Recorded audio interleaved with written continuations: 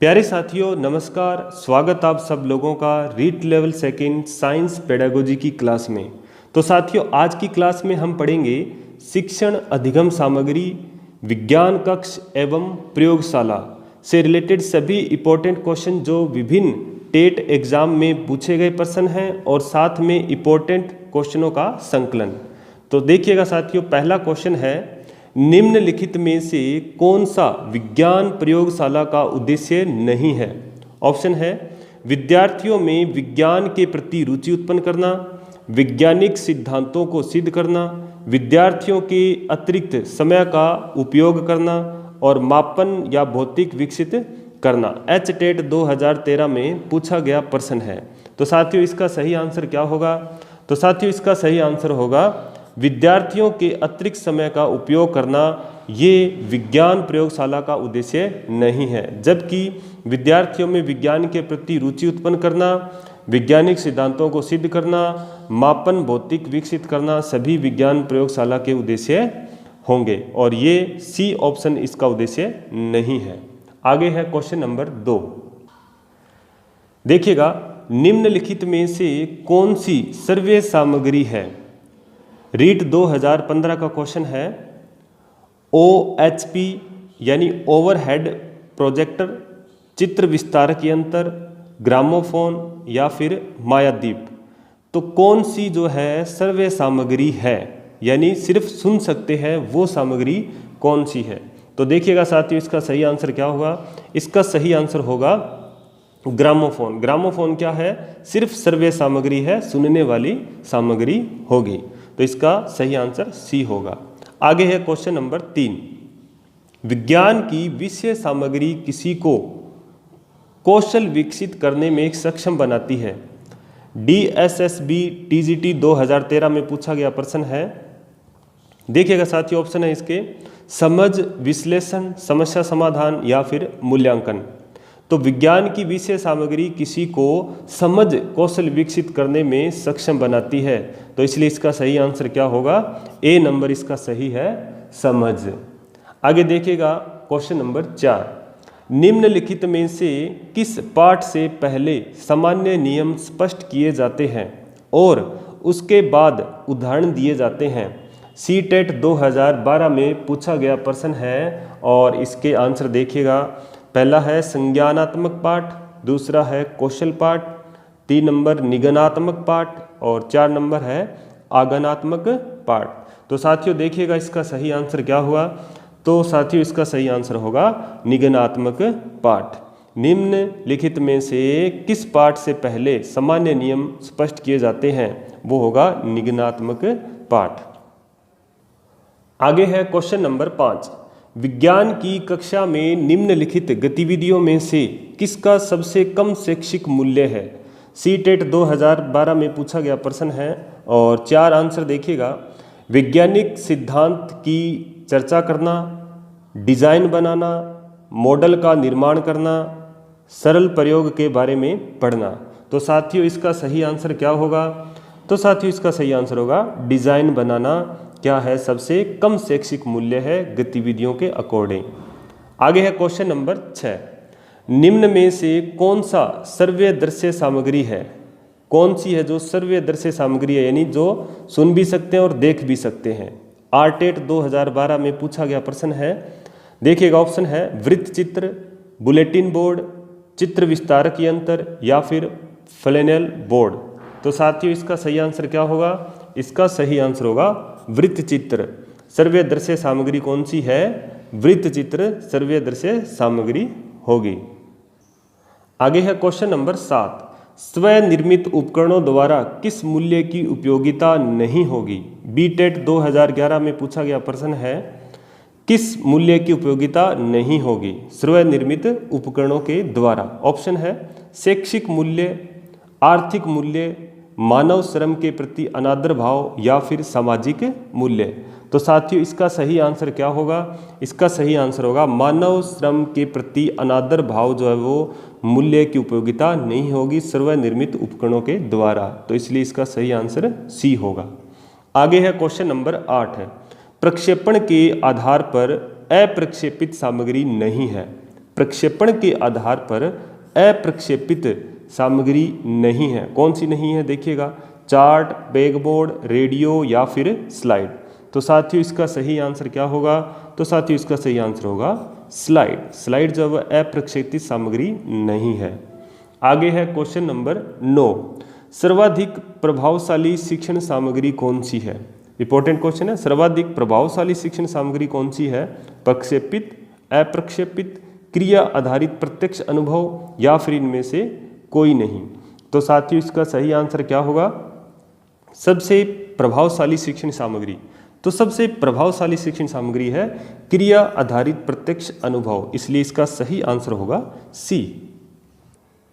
आगे है question number 10, वह प्रोजेक्टर जिसमें छात्रों से चक्षु संपर्क बना रहता है, यानी आंखों का संपर्क बना रहता है, तथा जिसमें वस्तु की परछाई वक्ता के पीछे बनती है, क्या कहलाता है। Overhead projector, slide projector, film projector या फिर एपिडायास्कोप। तो साथियों इसका सही आंसर क्या होगा, तो इसका सही आंसर होगा ओवरहेड प्रोजेक्टर। ए नंबर इसका सही है। आगे देखिएगा क्वेश्चन नंबर 11, ओवरहेड प्रोजेक्टर में प्रयुक्त किया जाता है, यानी किस चीज का उपयोग किया जाता है, कैसेट का, ट्रांसपेरेंसी का, पाठ्य पुस्तक या फिर हस्तलिपि। तो साथियों इसका सही आंसर क्या होगा, तो साथियों इसका सही आंसर होगा ट्रांसपेरेंसी, यानी ओवरहेड प्रोजेक्टर में सबसे ज़्यादा उपयोग किया जाता है ट्रांसपेरेंसी का, पारदर्शिता का, इसलिए बी इसका सही होगा। आगे है क्वेश्चन नंबर 12, देखिएगा एपिडायस्कोप कहाँ प्रयोग में लाया जाए। एपिडायस्कोप कहाँ प्रयोग में लाया जाए, मैदान में, छाया में, सूर्य की रोशनी में या फिर अंधेरे में, यानी एपिडायस्कोप जो है वो कहाँ प्रयोग किया जाता है। तो साथियों इसका सही आंसर क्या होगा, तो इसका सही आंसर होगा अंधेरे में, क्योंकि एपिडायस्कोप है जो हमेशा प्रयोग में लिया जाता है वो अंधेरे कमरे में प्रयोग लिया जाता है, या फिर कहीं भी अंधेरा है वहाँ प्रयोग किया जाएगा। आगे है क्वेश्चन नंबर 13, श्वास क्रिया प्रदर्शन हेतु निर्मित आसुरचित उपकरण में 2 गुब्बारों का उपयोग श्वसन तंत्र के किस अंग के लिए किया जाता है। तो बिल्कुल यहाँ से पता चल गया होगा श्वसन तंत्र के किस अंग के लिए प्रयोग किया जाता है 2 गुब्बारों के लिए। तो देखिएगा साथियों इसके ऑप्शन है नाक, फुफ्फुस यानी फेफड़े, श्वास नली और ब्रोंकस। तो सभी क्या है, श्वसन तंत्र है। तो ये कह रहा है कि 2 गुब्बारों का उपयोग जो किया जाएगा शिक्षण सामग्री में, वो कौन से श्वसन तंत्र के लिए उपयोग किया जाएगा। तो साथियों देखिएगा इसका सही आंसर क्या होगा, तो साथियों इसका सही आंसर होगा फेफड़े, इसलिए इसका बी ऑप्शन सही है। आगे है क्वेश्चन नंबर 14, निम्नलिखित में से कौन सा दृश्य उपकरण है, कौन सा दृश्य उपकरण है, स्लाइड प्रोजेक्टर, सिनेमा, वीडियो या फिर टेलीविजन।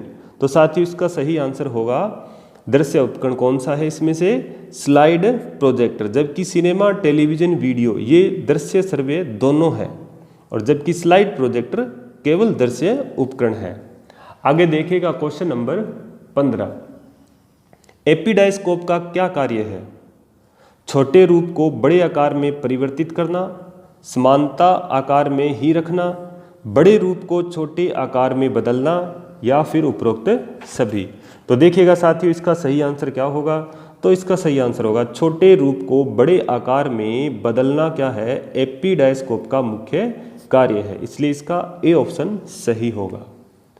आगे है क्वेश्चन नंबर 16, देखिएगा विद्यालयों में विज्ञान मेले का आयोजन क्यों किया जाता है। विद्यालयों में विज्ञान मेले का आयोजन क्यों किया जाता है, सीटेट 2018 में पूछा गया प्रश्न है। देखिएगा साथियों 4 ऑप्शन है, शिक्षार्थियों को उनकी परीक्षा में अच्छे अंक प्राप्त करने में सहायता करने के लिए, विद्यार्थियों में विज्ञान में सर्जन एवं प्रयोग करने की क्षमता का विकास करना, शिक्षार्थियों का उनके प्रदर्शन के आधार पर मूल्यांकन करने के लिए, या फिर शिक्षार्थियों को विज्ञान में उच्च शिक्षा के लिए तैयार करना। तो साथियों इसका सही आंसर देखिएगा, आपका आंसर क्या बन रहा है इसका, तो साथियों इसका सही आंसर होगा बी ऑप्शन, विद्यार्थियों में विज्ञान में सर्जन एवं प्रयोग करने की क्षमता का विकास करना ही स्कूलों में विज्ञान मेले का आयोजन करने का मुख्य उद्देश्य होता है, इसलिए इसका बी नंबर सही होगा। आगे है क्वेश्चन नंबर 17। उच्च प्राथमिक स्तर की कक्षाओं की NCERT की पुस्तकों में दैनिक जीवन से संबंधित व्यापक संख्या के प्रश्न शामिल किए गए हैं, उन्हें हल नहीं किया गया है। ऐसा इसलिए किया गया है ताकि, ऑप्शन है देखिएगा, शिक्षार्थी विभिन्न स्रोतों की खोज करते हुए इन प्रश्नों के उत्तर प्राप्त कर सके, शिक्षार्थी इन प्रश्नों का वैज्ञानिक के पास भेजकर उनका उत्तर प्राप्त कर सके। सी ऑप्शन देखिएगा, शिक्षक गृह कार्य के लिए इन प्रश्नों का प्रयोग कर सके, या फिर आकलन करने के लिए शिक्षकों के पास एक अच्छा प्रश्न भंडार है। CTET 2013 में पूछा गया प्रश्न है साथियों, देखिएगा इसका सही आंसर क्या होगा। तो साथियों इसका सही आंसर होगा शिक्षार्थी विभिन्न स्रोतों की खोज करते हुए इन प्रश्नों के उत्तर प्राप्त कर सके। कब? उच्च प्राथमिक स्तर की कक्षाओं की जो NCERT की पुस्तक है उसमें दैनिक जीवन से संबंधित व्यापक प्रश्नों के हल या प्रश्न शामिल किए गए हैं, और वो प्रश्न है शिक्षार्थी की विभिन्न स्रोतों की खोज करते हुए इन प्रश्नों के उत्तर प्राप्त कर सके। आगे देखिएगा साथियों क्वेश्चन नंबर 18। सर्वे दृश्य सामग्री की आवश्यकता निम्न में से किस विधि के लिए आवश्यक नहीं है? समस्या समाधान विधि, व्याख्यान विधि, योजना विधि, या फिर उपरोक्त सभी। तो देखिएगा साथियों इसका सही आंसर क्या होगा? तो साथियों इसका सही आंसर होगा व्याख्यान विधि। दृश्य सर्वे सामग्री की आवश्यकता व्याख्यान विधि के लिए आवश्यक नहीं है, क्योंकि व्याख्यान विधि में केवल जो टीचर होता है वही बच्चों के सम्मुख अपने सब्जेक्ट को, अपने टॉपिक को रखता है, तो इसलिए इसका सही आंसर होगा व्याख्यान विधि। आगे है क्वेश्चन नंबर 19। बुद्धि की वास्तविक शिक्षा शरीर के अवयव अर्थात हाथ, पैर, आँख, कान, नाक के प्रशिक्षण तथा अभ्यास द्वारा ही उपलब्ध हो सकती है। यह परिभाषा किसने दी है शिक्षण सामग्री के रिगार्डिंग? देखिएगा, बुद्धि की वास्तविक शिक्षा शरीर के अवयव अर्थात हाथ, पैर, आँख, कान, नाक प्रशिक्षण तथा अभ्यास द्वारा ही उपलब्ध हो सकती है। साथियों इसकी वे परिभाषा दी है किसने? देखिएगा ऑप्शन है crow and crow, Thomas M risk, Mahatma Gandhi, या फिर E.B. वेस्ले। तो साथियों इसका सही आंसर क्या होगा? तो बिल्कुल इसका सही आंसर आपने सही सोचा होगा, महात्मा गांधी इसका सही आंसर होगा। आगे देखिएगा क्वेश्चन नंबर 20। निम्नलिखित में से प्रक्षेपी सामग्री का समूह कौन सा है? भी कौन सा समूह है जिसमें प्रक्षेपी सामग्री का जो है वो समूह है? ए ऑप्शन है स्लाइड्स, प्रोजेक्टर, श्यामपट, चलचित्र, या फिर मॉडल। बी ऑप्शन में प्रोजेक्टर, स्लाइड्स, जादुई लालटेन, ट्रांसपेरेंसी। सी ऑप्शन है poster, flash card, chart, graph, श्यामपट, या फिर एटलस। डी ऑप्शन है स्लाइड्स, प्रोजेक्टर, जादुई लालटेन, पुस्तक, या फिर ग्लोब। तो साथियों इसका सही आंसर क्या होगा? तो बिल्कुल इसका सही आंसर होगा बी ऑप्शन जो होगा वो प्रक्षेपी सामग्री का एक ग्रुप है, प्रोजेक्टर, स्लाइड्स, जादुई लालटेन और ट्रांसपेरेंसी। तो जो सहायक सामग्री है वो प्रक्षेपी सामग्री और अप्रक्षेपी सामग्री होती है, जिसमें से प्रक्षेपी सामग्री कौन सी होती है साथियों? देखिएगा, प्रक्षेपी का अर्थ होता है कि उद्दीपित करना या फिर प्रदर्शित करना, यानी बाहर निकालना, सामग्री को बोर्ड पर प्रदर्शित करना, यह सामग्री होती है कौन सी? प्रक्षेपी सामग्री, जो एक मशीन या तकनीक उपकरण के रूप में विद्यमान होती है, जो स्वयं में शिक्षण की सामग्री नहीं है अपितु विषय वस्तु की सामग्री को कक्ष में छात्रों के समक्ष स्पष्ट की जाती है। और वो कौन कौन सी होती है साथियों? डायस्कोप, एपीडायस्कोप, OHP यानी ओवरहेड प्रोजेक्टर और प्रोजेक्टर, फिल्म पट्टिका, स्लाइड्स, जादुई लालटेन, चलचित्र, या फिर ट्रांसपेरेंसी, ये सारे क्या है? प्रक्षेपी सामग्री है। और इसके अलावा जो अप्रक्षेपी सामग्री है साथियों, ऐसी सामग्री जो मशीन एवं यंत्र के रूप में न होकर स्वयं शिक्षण सामग्री के रूप में होती है, वो सारी क्या होती है? अप्रक्षेपी सामग्री होती है, जिसमें poster, flash card, chart, graph, photography, atlas, श्यामपट, फ्लैनेल बोर्ड, पुस्तक, बुलेटिन बोर्ड, मॉडल, रेखा चित्र, ग्लोब, सभी सारे क्या है? अप्रक्षेपी सामग्री, जिसमें ये ग्लोब भी आ गया है। तो इसलिए इसका सही जो आंसर होगा वो बी होगा, प्रक्षेपित सामग्री का। आगे साथियों क्वेश्चन नंबर 21, किस शिक्षण सामग्री को ग्रामीण भाषा में चूड़ी का बाज के नाम से भी जाना जाता है? ग्रामीण भाषा में चूड़ी के बाज के नाम से भी जाना जाता है। इंपॉर्टेंट क्वेश्चन है साथियों, देखिएगा इसका सही आंसर क्या होगा, radio, tape recorder, lingua phone या फिर ग्रामोफोन। तो देखिएगा ये सारे जो सामग्री है यानी जो उपकरण है वो सारे क्या है, श्रव्य उपकरण है। तो साथियों इसका सही आंसर क्या होगा, बिल्कुल इसका सही आंसर आपने सही सोचा होगा, इसका बिल्कुल सही आंसर होगा ग्रामोफोन। यानी चूड़ी का बाज जो है वो किसको कहा जाता है, ग्रामोफोन को कहा जाता है साथियों। आगे है क्वेश्चन नंबर 22, किसे सीतावाद भी कहते हैं? अब देखिएगा साथियों सीतावाद भी किसको कहा जाता है, radio, lingua phone, gramophone, tape recorder. तो ये देखिएगा साथियों वही ऑप्शन है, किसे सीतावाद भी कहा जाता है, radio, lingua phone, gramophone, tape recorder. तो साथियों इसका सही आंसर क्या होगा, बिल्कुल इसका सही आंसर आपने सोचा है लिंगवा फोन। यानी सीतावाद किसको कहा जाता है, लिंगवा फोन को कहा जाता है। आगे है क्वेश्चन नंबर 23, निम्नलिखित में से दृश्य सामग्री नहीं है। दृश्य सामग्री नहीं है, कौन सी दृश्य सामग्री जो है वो नहीं है? श्यामपट्ट, चलचित्र, चार्ट या पाठ्य पुस्तक।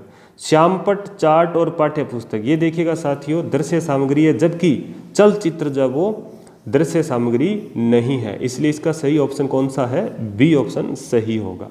और आगे है क्वेश्चन नंबर 24 और इस वीडियो सेगमेंट का लास्ट क्वेश्चन देखिएगा साथियों, निम्नलिखित में से दृश्य श्रव्य सामग्री नहीं है?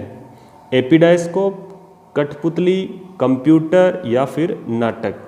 तो देखिएगा साथियों इसका सही आंसर क्या होगा, तो बिल्कुल इसका सही आंसर होगा एपिडायस्कोप इसका दृश्य श्रव्य सामग्री का उपकरण नहीं है, जबकि कठपुतली, कंप्यूटर, नाटक सभी क्या है, दृश्य श्रव्य सामग्री है, और जबकि एपिडायस्कोप दृश्य श्रव्य सामग्री नहीं है। तो साथियों ये थे आज के 24 क्वेश्चन शिक्षण सहायक सामग्री से रिलेटेड। उम्मीद करता हूँ आपने सभी क्वेश्चन सही किए होंगे और मिलते हैं नेक्स्ट वीडियो में एक नए टॉपिक के साथ। तब तक के लिए जय हिंद, जय भारत।